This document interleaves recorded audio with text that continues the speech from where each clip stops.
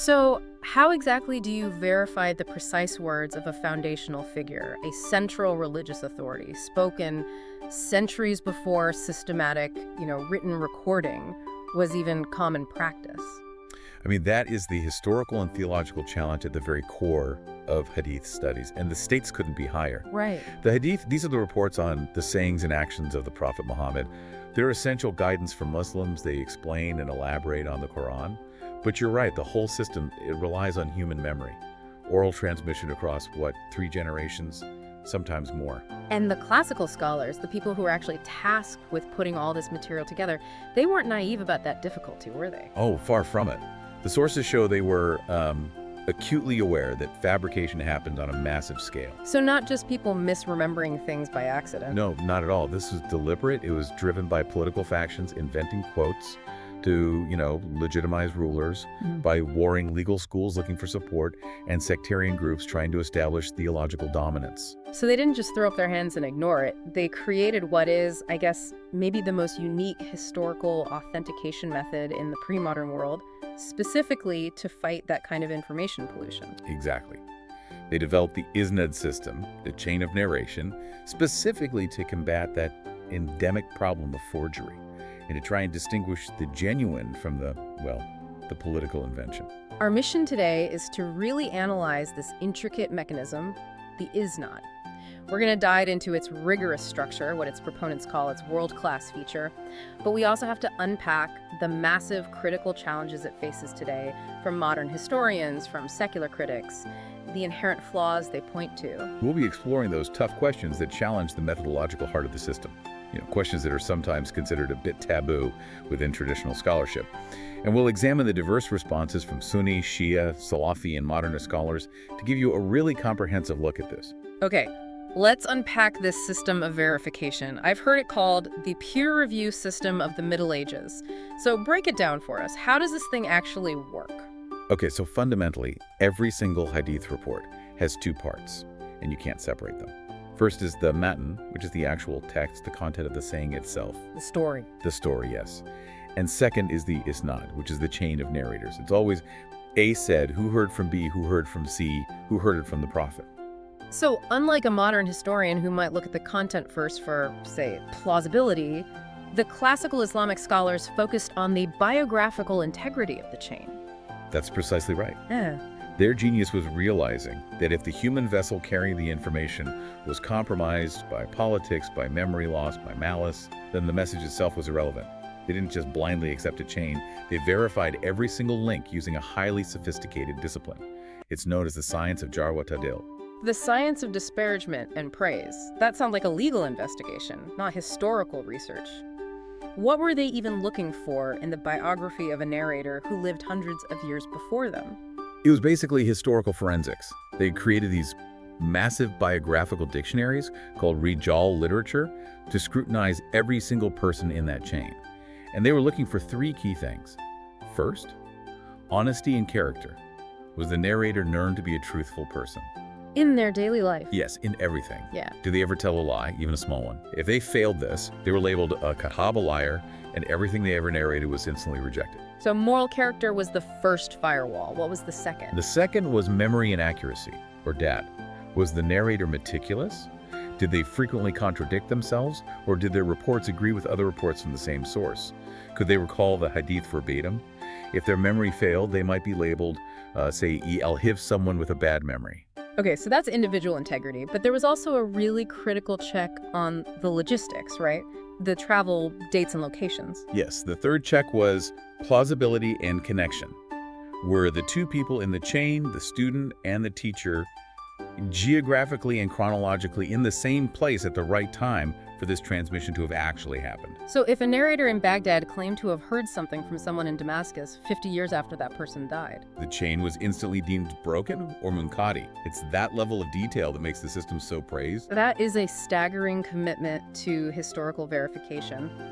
But the number that truly illustrates the sheer scale of the challenge this system faced is, well, it's just breathtaking.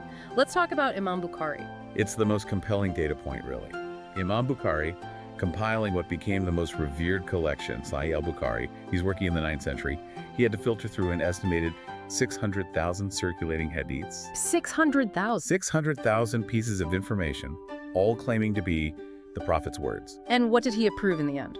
After applying jar wa ta'dil to every single link in every single chain, he authenticated only about 7,000 unique hadiths if you remove the repetitions. Wait, hold on. 600,000 down to 7,000. That's a 98% rejection rate. It is. If I'm listening to this, I'm thinking two things at once. Either this is definitive proof of an unbelievably rigorous system, or it's an admission that the early information environment was so toxic, so polluted, that even the accepted 2% has to be viewed with some suspicion. And that tension is exactly what drives the traditionalist and the modern critical academic debates. It shows either the incredible self-correction built into the classical system or just the vastness of the problem it was trying, maybe imperfectly, to solve. That sets the stage perfectly for the cracks in the armor. If they were so meticulous, why do these really serious criticisms still strike at the methodological heart of the system? Let's go back to memory. Right, the human element. While they did account for individual memory failure, the critics ask, why do we just assume the phenomenal memory of the early Arabs was this universal, error-free historical constant? Isn't it possible it was a kind of cultural myth used to validate the whole oral tradition? I mean, if we know that even highly trained people misremember things, especially when telling the same story over and over for decades, how reliable can a verbatim, word-for-word account possibly be across a century and several human links? And the classical scholars knew this was a problem. They even had a category for tracking narrators who suffered from mental decline or senility, ittilat, late in life.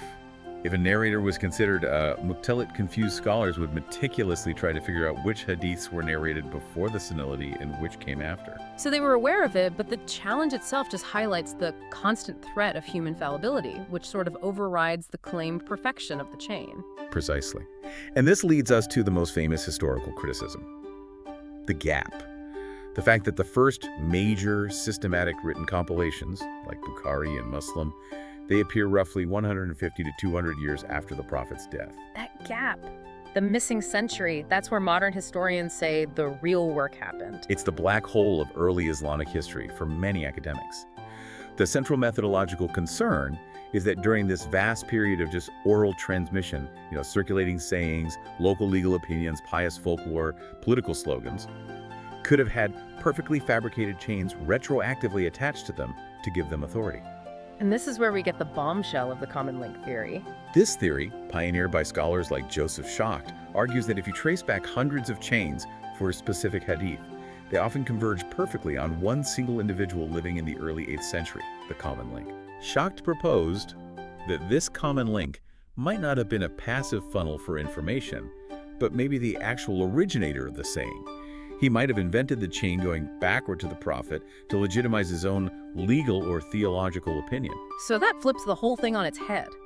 It means we're not looking at a transmission of the Prophet's words, but an attribution of a legal opinion that was created 150 years later, just claiming prophetic authority. That is the consequence of the theory.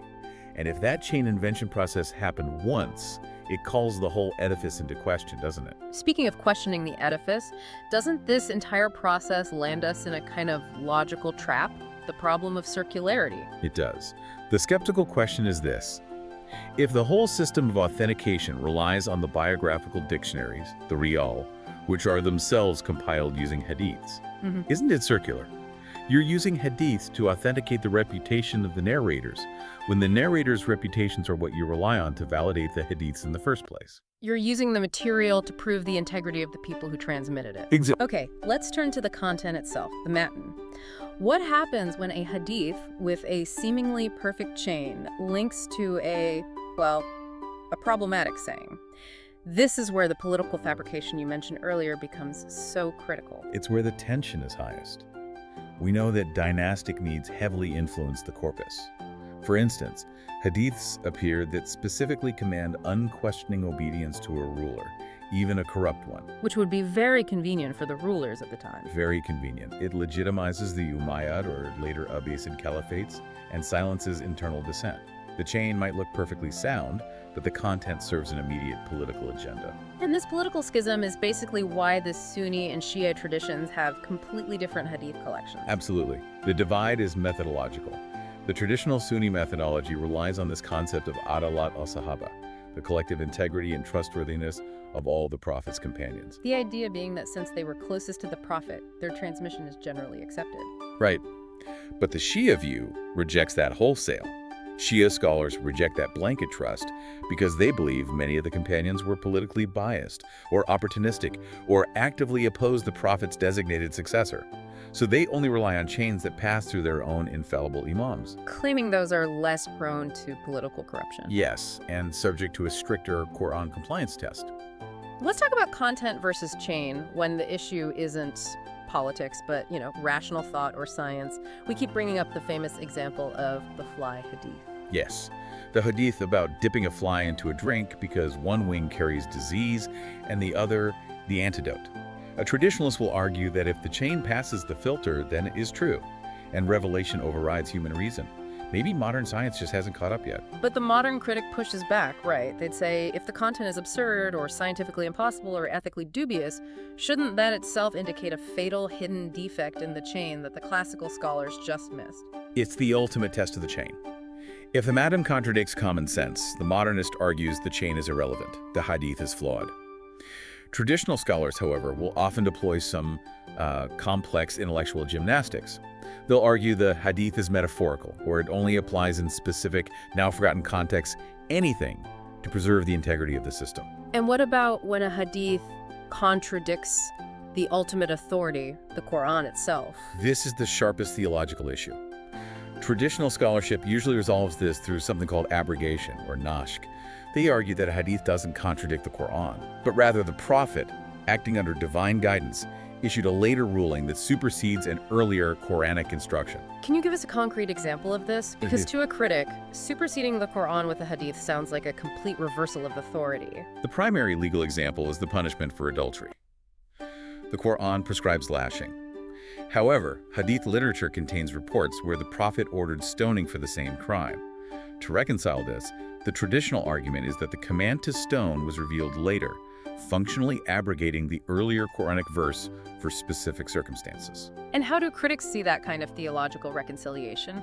Critics argue that this process looks suspiciously like the late theological incorporation of pre-existing legal practices, specifically stoning, which was a known legal practice in earlier traditions.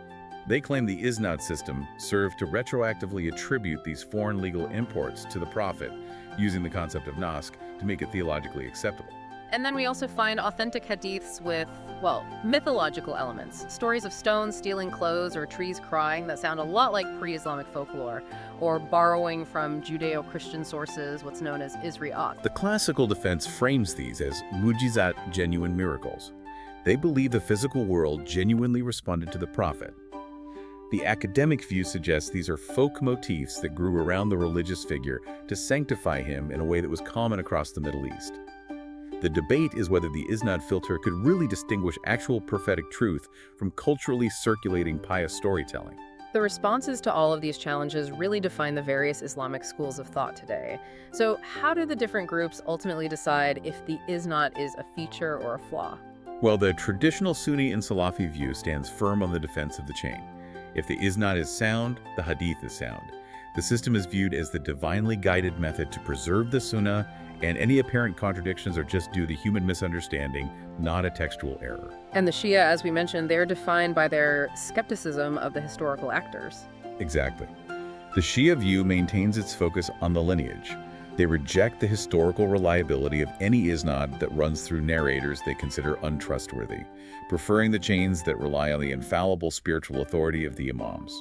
And finally, the modernist and academic perspectives. They seem to care more about the message than the messenger, so to speak. They do.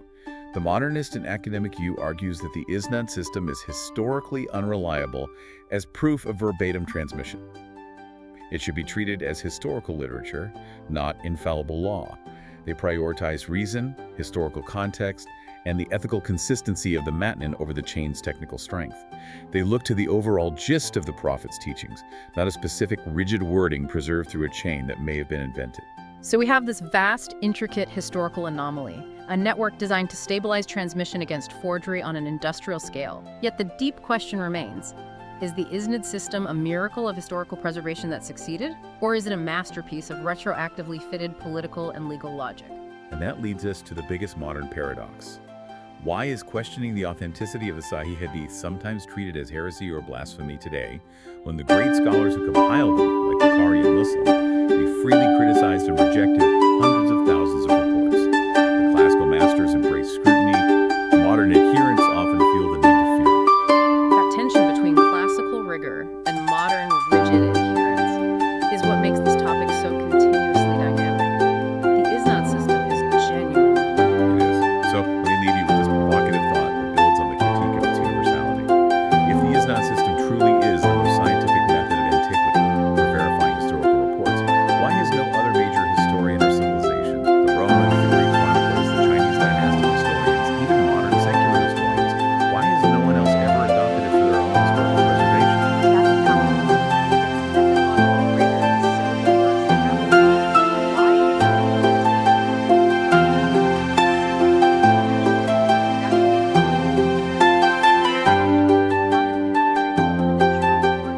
Key legal and theological practices today.